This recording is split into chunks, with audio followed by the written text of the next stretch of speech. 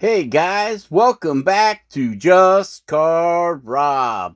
And we are carving a gnome with ears, a gnome with ears.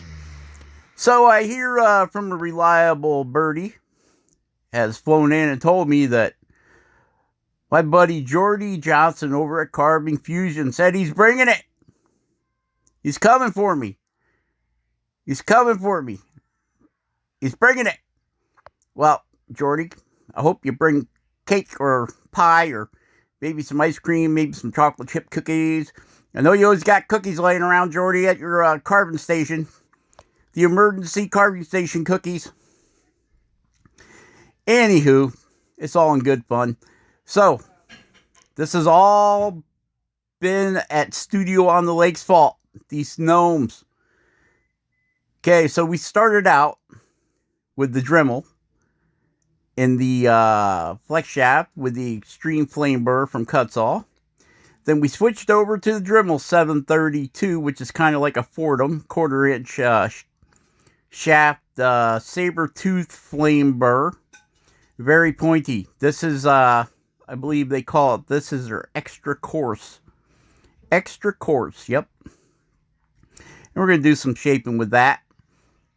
Get the hat worked in. This thing is a beast. You really got to hang on to it. Got to have a strong wrist and a kung fu grip on this thing, because it wants to run away from you. And this is some piano wood.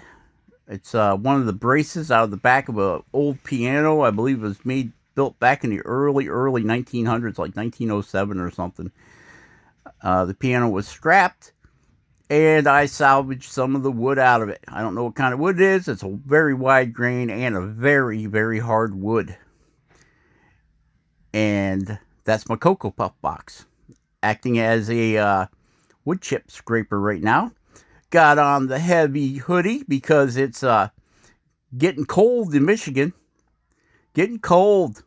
Finally, all the trees have started changing their colors. We made it all the way into November before we got a good frost. They made the trees start changing their colors. This is the back of our gnome.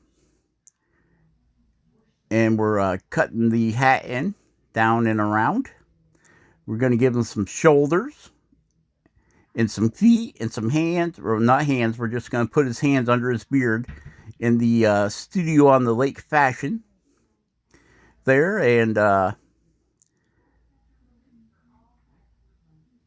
yep, that's what we're going to do.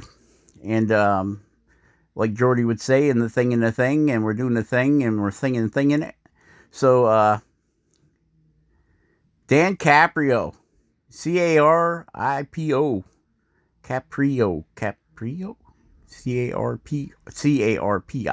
Caprio. Go check out Dan. Right now he's doing the whole nativity. The whole nativity. He's got all the he's got the cows and the baby Jesus, and he even knows the name of all the three wise men, which I do not. I'll have to go back and rewatch his video so I get all the names right?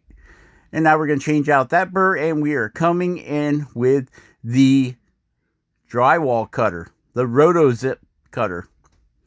To get a thin line down between them ears, this is 1/8 inch shaft. You can get it at Home Depot, Lowe's, and your big box stores, or you can order them off Amazon.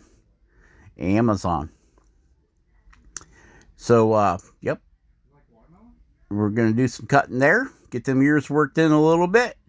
And this is going to be a long video. It's, I believe, 27 minutes long, so you're going to have to listen to me babble for 27 minutes. I'm going to let you know right now that the camera battery died right at the end. So in our next video, at the beginning of our next video, I'll show you what this guy turned out, all painted up and ready to go help Santa Claus get the toys made for the kids. I think we only got like 48 more days until Christmas. 48. Yeah, we're coming up. They're already starting the Black Friday sales already. Yep. So we're shaping the ears. We do quite a bit with this rotozip cutter, drywall cutter, whatever you want to call it. These things last for a long time. They're made out of a really good high-grade carbide steel, so they hold up quite a bit. The only issue is the length of them. Okay, sometimes you'll get out on that end of it, and it will chatter like a set of those false teeth that you get at the joke store. It'll start chattering, and all you can do is let off the gas. If you got a pedal, just let off the pedal. Okay, shake some more dust off our Cocoa Pebbles box, and do a little more shaping with this burr. Yeah, so it's getting a little nippy here. I like the fall, I like the spring, and I like the summer, but not too big on the winters. My days of snowmobile riding and skiing are all behind me. Yep, snowmobiles hurt me because I only know, I only know one position with that throttle, and it's wide open, wide open. Okay, do a little more ear shaping there. Carrying on.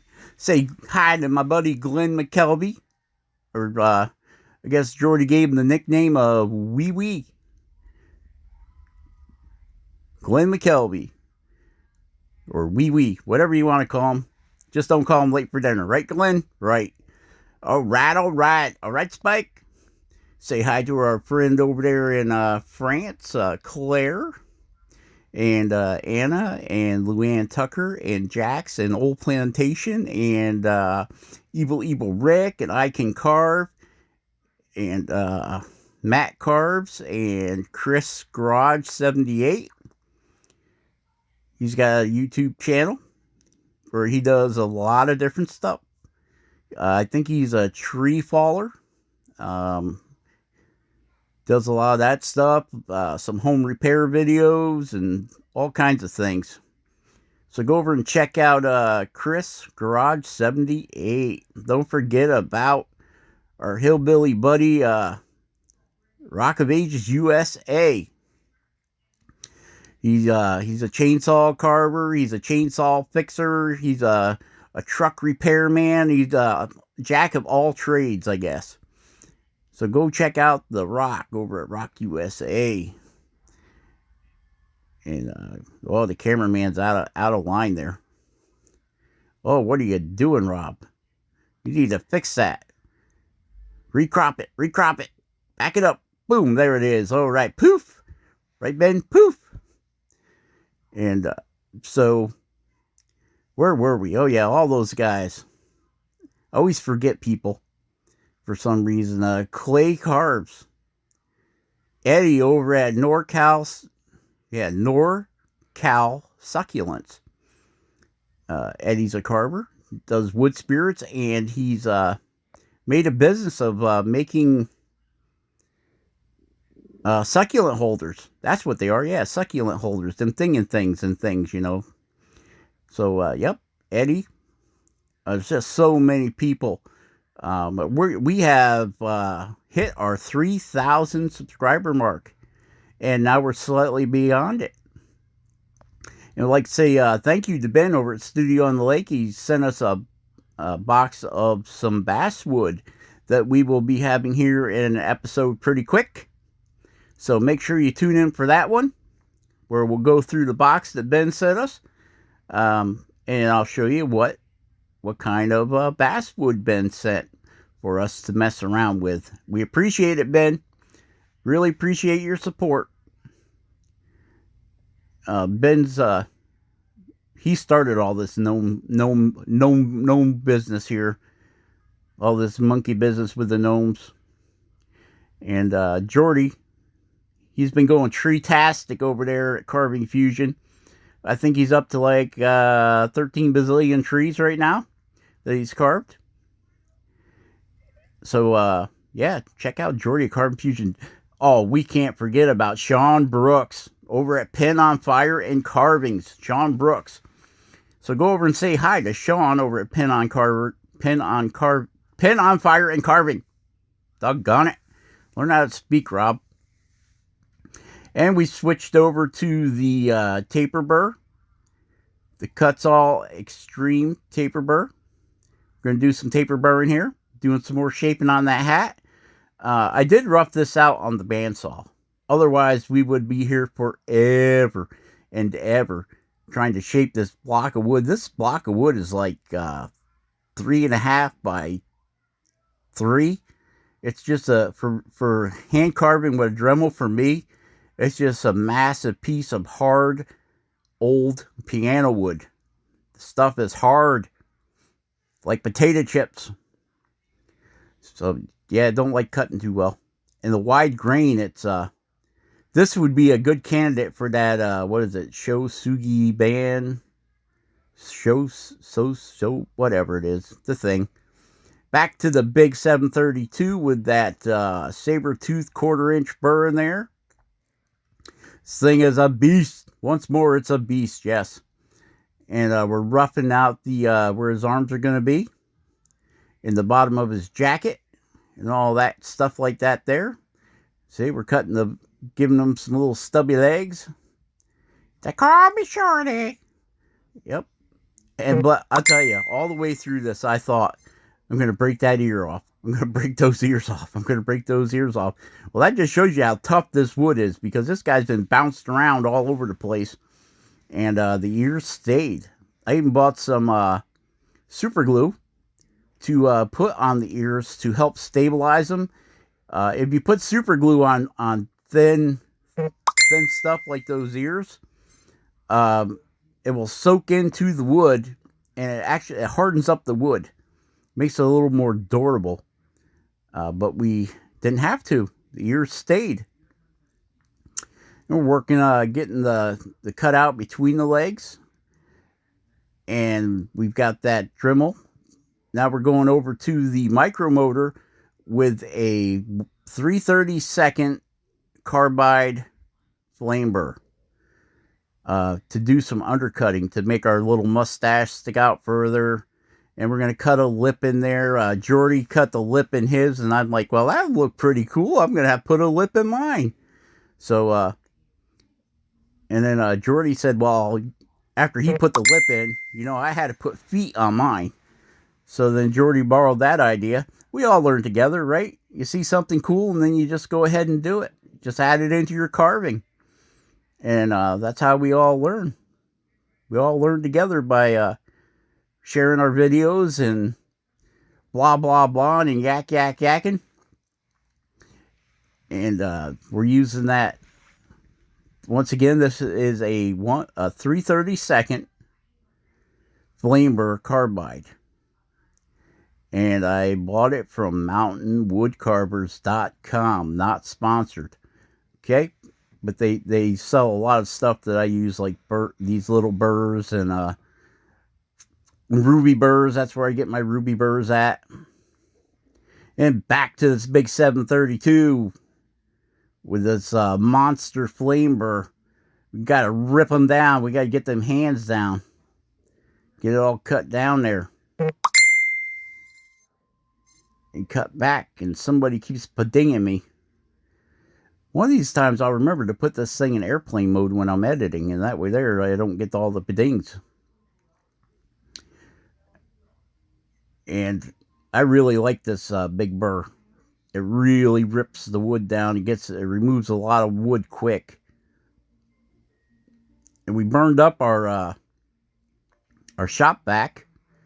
So I had to steal the one out of the other shop.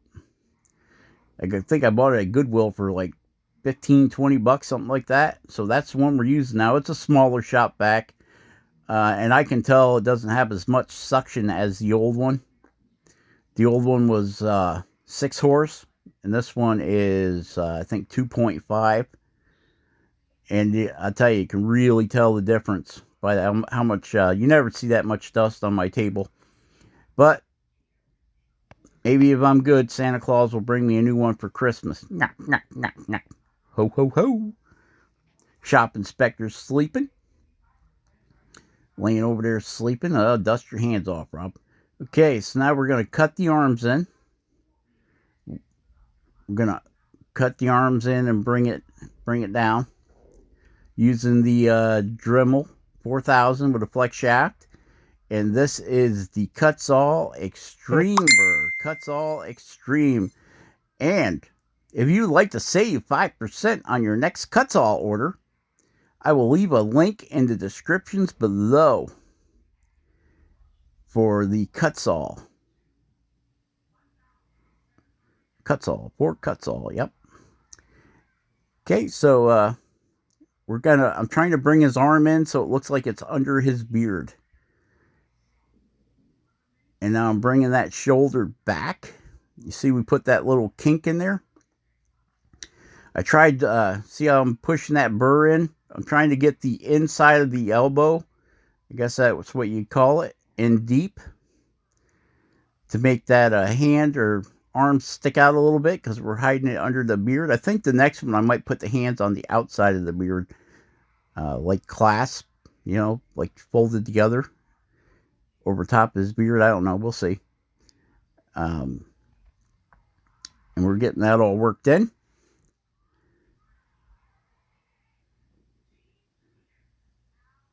I'm watching this. Speak, Rob. Speak. Woof, woof. Okay. Using that micromotor with that small burr again. You can accomplish the same thing that I'm doing with this just by using a needle diamond burr in your thing. Your Dremel. Yes, Dremel. 1/8 inch diamond needle burr. You can do the same thing. It's a little bit slower because this actually has cutters and those are diamonds. So there's that. Okay, now we have the Cuts-All coarse flame burr. It's just the coarse. It's silver. I like it. It works pretty good. Sometimes a finer cutting burr works better on this weird wood, you know, stuff with wide grain, because it doesn't bite in as hard as the Cuts-All Extreme burrs. So, and the micromotor does not like extreme burrs, I can tell you that.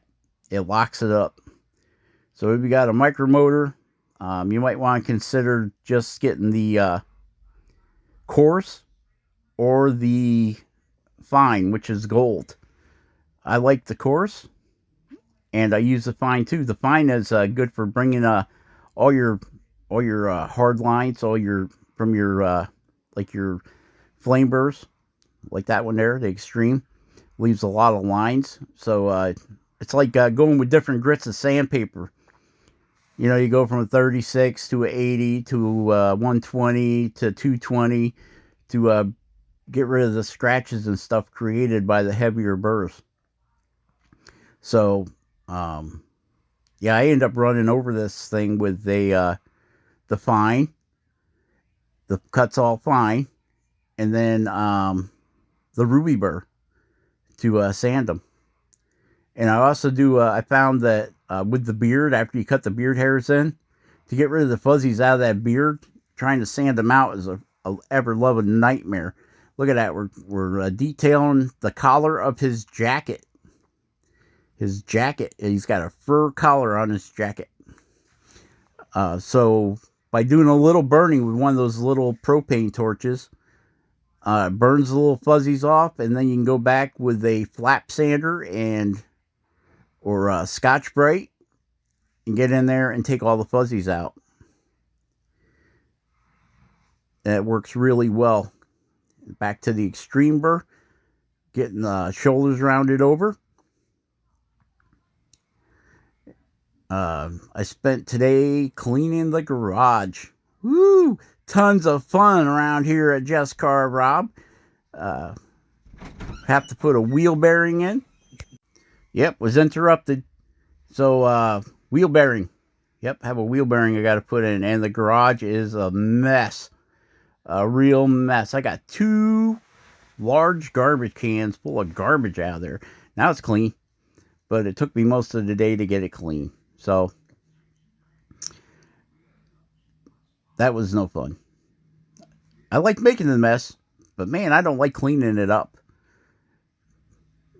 But it's clean now. Everything needs to be clean before the snow hits. We got to get the garage clean. We got to get the front part of the fabrication part of the garage clean. We got to get the carving man cave studio thing cleaned up.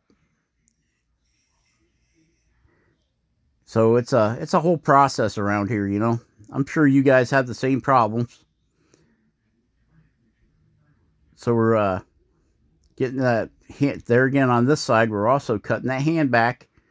We're trying to get it to look like it's kind of wrapped around, you know, like he's got it stuck in his belt, his hand stuck in his belt under his beard.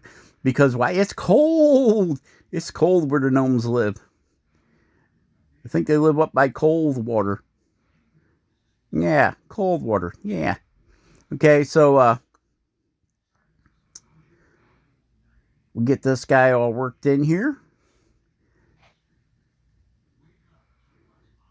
Like good stuff like that. Get that. See how we're pushing that burr down into the inside corner of his elbow to make that look like his arm's bent around. And we're getting the back of his arm shaped in. We're trying to get all them flat planes out of there. Get everything round. Get it all rounded over. And that will be the bottom of his jacket right there. He's looking pretty rough right now, isn't he? Okay. And now we're taking that same 3/32 burr and we're undercutting around the beard again because we did some more wood removal there.